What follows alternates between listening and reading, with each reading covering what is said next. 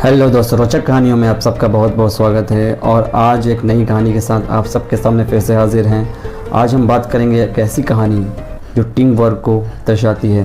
तो team work होता क्या है और टीम वर्क क्यों इम्पोर्टेंट है, ये कहानी आपको ज़रूर बताएगी। तो कहानी है अमर की। अमर एक मल्टीनेशनल कंपनी का ग्रुप लीडर था। काम करते करते उसे अचानक ऐसा लगा कि उसके टीम में मतभेद बढ़ने लगे हैं और सभी एक दूसरे को नीचा दिखाने में लगे हुए हैं। इससे निपटने के लिए उसने एक तरकीब सोची। उसने एक मीटिंग बुलाई और टीम मेंबर से कहा, संडे को आप सभी के लिए एक साइकिल रेस का आयोजन किया जा रहा है। कृपया सब लोग सुबह 7 बजे अशोक नगर चौराहे पर इकट्ठा हो जाइए।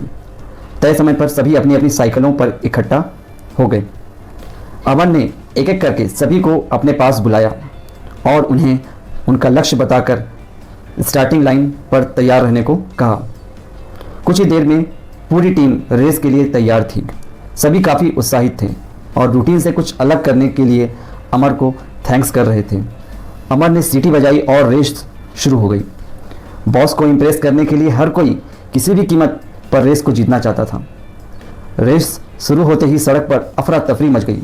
कोई दाएं से निकला, कोई बाएं से, कोई तो आगे से निकलने की होड़ में दूसरे को गिराने से भी नहीं चुका।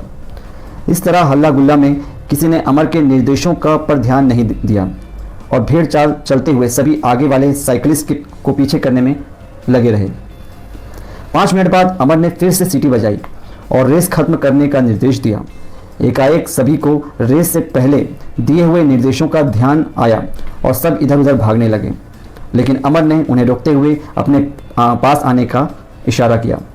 सभी बॉस के सामने मुंह लटकाए खड़े थे और रेस पूरी न कर पाने के कारण एक दूसरे को दोष दे रहे थे।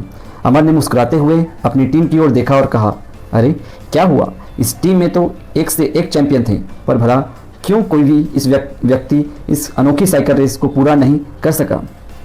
अमर ने बोलना जारी रखा और कहा, मैं बताता हूँ कि क्या हुआ। दरअसल आप में से किसी ने भी अपने लक्ष्य की तरफ ध्यान नहीं दिया। अगर आप सभी ने सिर्फ अपने लक्ष्य पर ध्यान दिया होता तो आप सभी विजेता बन गए होते, क्योंकि सभी व्यक्ति का टारगेट अलग अलग था। सभी को अलग अलग गलियों में जाना था। हर किसी का लक्ष्य भिन्न था। आपस में कोई मुकाबला था ही नहीं, लेकिन आप सब सिर्फ एक दूसरे को नीचा दिखाने में लगे रहे, जबकि आपने अपने लक्ष्य को ठीक से समझा ही नहीं। ठीक यही माहौल हमारी टीम का भी हो गया है। आप सभी के अंदर वह अनोखी बात है जिसकी वजह से टीम को आपकी ज़रूरत है।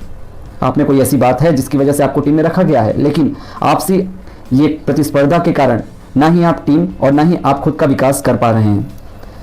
आने वाला आपका कल आप ही के हाथ में है। हम या तो एक दूसरे की ताकत बनकर एक दूसरे का विकास के पथ पर ले जा सकते हैं, या आपसी कंपटीशन के चक्कर में अपना और दूसरों का समय व्यर्थ कर सकते हैं। मेरी आपसे यही रिक्वेस्ट है कि एक इंडिविजुअल की तरह नहीं बल्कि एक टीम की तरह काम करिए। और याद रखिए, इंडिविजुअल परफॉर्मर कोई अकेला बनने से ज़्यादा ज़रूरी है टीम प्लेयर बनना। तो समझे?